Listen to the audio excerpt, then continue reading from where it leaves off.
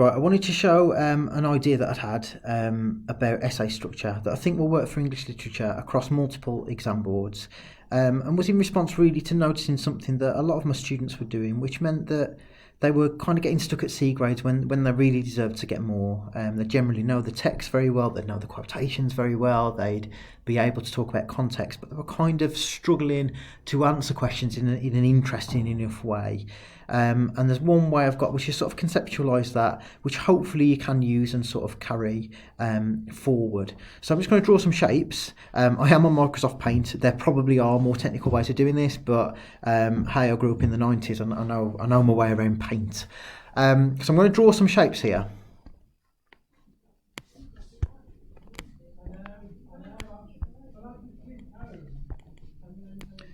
Okay, so they're not massively neat, but you will see there what I've got is kind of three horizontal squares and three vertical squares.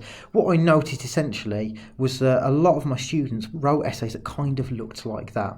So if the question was on, I don't know, power in King Lear, they'd either do this vertical version, which was, okay, here's some power. I've noticed some power, so I don't know, King Lear has some power here, and here's some power that he has, and I've found the power, and I'll talk about the power, and I'll talk about the love test, and there's a crown, and that's some power. And then they'd move on to some more power, and they'd say, oh, well, Goneril and Regan have got power here, and there's some power, and look, there's some power, and there's some evidence about power, and oh, King James would like that, and here's some power. And they'd have a third point that was, I don't know, here's Edgar at the end of the play, and oh, look, he's got power, and there's some power here, and here's a line to show that there's some power. Essentially, I'm making the point that it was three kind of disconnected points. They were relevant, they had evidence, they had context, but they were essentially just spotting some power. And those three boxes could have gone in any order. There was no real sort of central argument to them. Another approach that other students went is this three horizontal boxes here, which is kind of a different version of the same issue. What they do is they go, well, I know over here that there's this really good character to talk about, or this really good theme to talk about. So I know, for example, that I can talk about the Shakespearean Wheel of Fortune, and I know that's a really good thing, and I'll talk about that Wheel of Fortune and I'll link it to power. So, you know, I don't know, characters start low and then they climb up like Edgar, and then they fall like Lear falls, and then the bad guy gets killed in a cathartic ending, and that's the Wheel of Fortune. And oh, look, there's power because Edgar has power in the middle, but he doesn't at the end. And I know over here the Fool is a thing, and there's Fool's License, and that's a thing that we get in King Lear.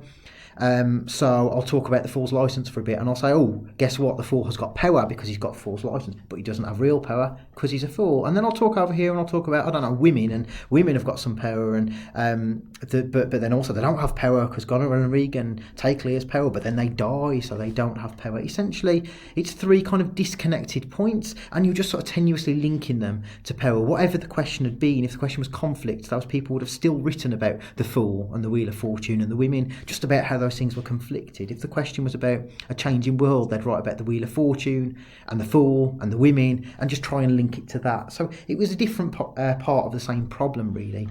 Disconnected points that could have gone in any order that in this case were quite tenuously linked to the question. And I think if you do either of those things, there's probably a limit to the grade you're going to get. You're probably going to be around about a C grade, possibly a low B, depending on the quality of what you actually write.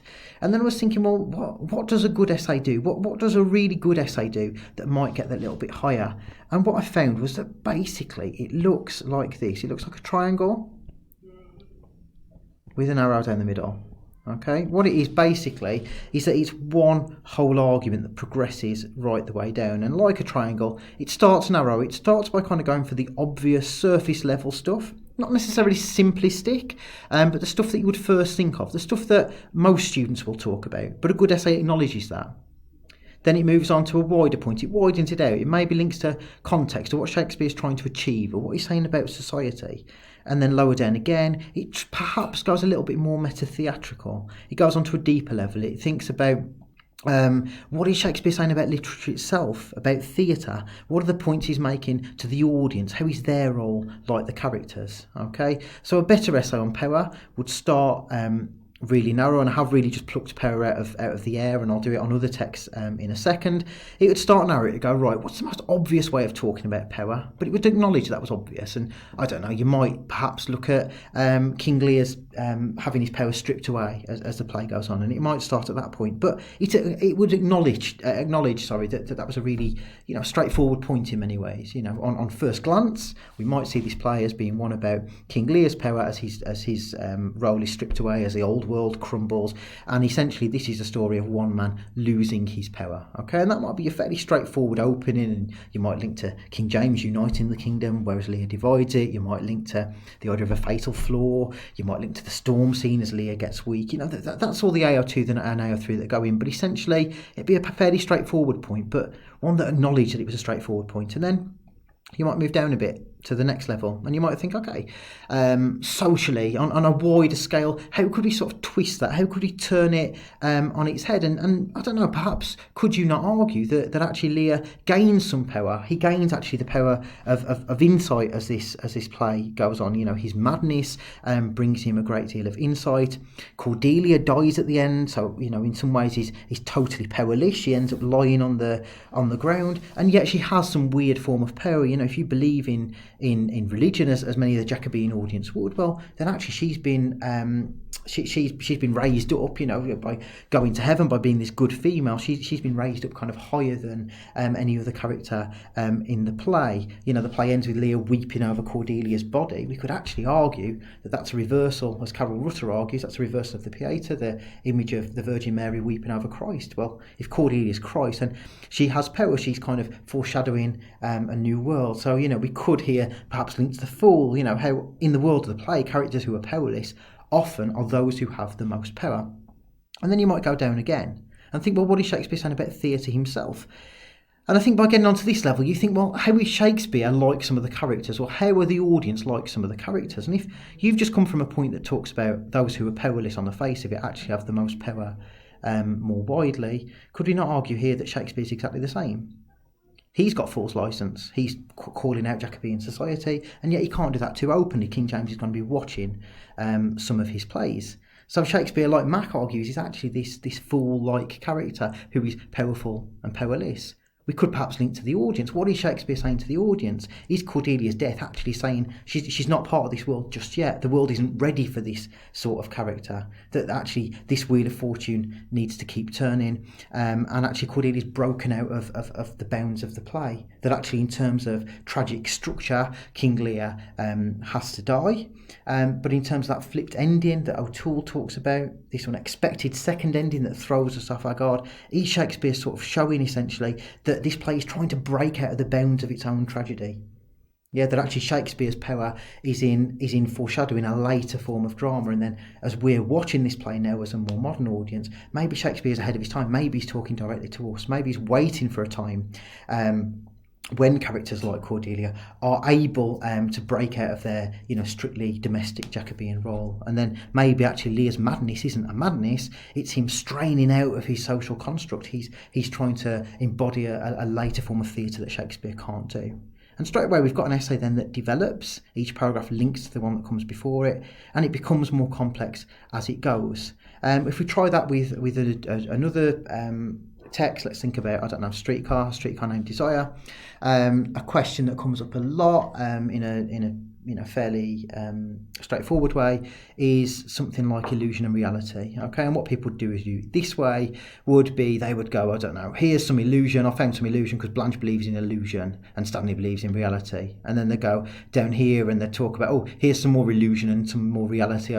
Blanche and Mitch's relationship. Blanche gives the illusion of being one way, actually the reality is that she's something a little bit different. Then they might talk about the end bit, the illusion and reality. Stella maybe. Stella believes at the end that Stanley hasn't raped her sister. Really he has. Okay, but basically what you've done is you've found three forms of illusion and reality.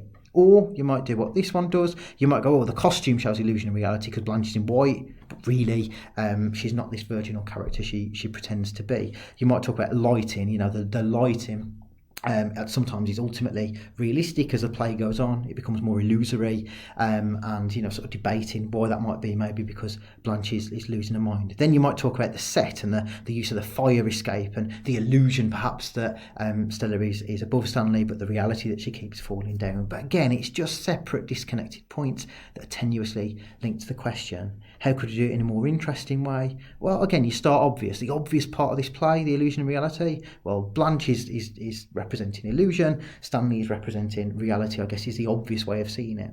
But you would acknowledge that that's a really straightforward way of seeing the play. You'd acknowledge that on first glance we might feel like that, but perhaps it's maybe not quite that simple.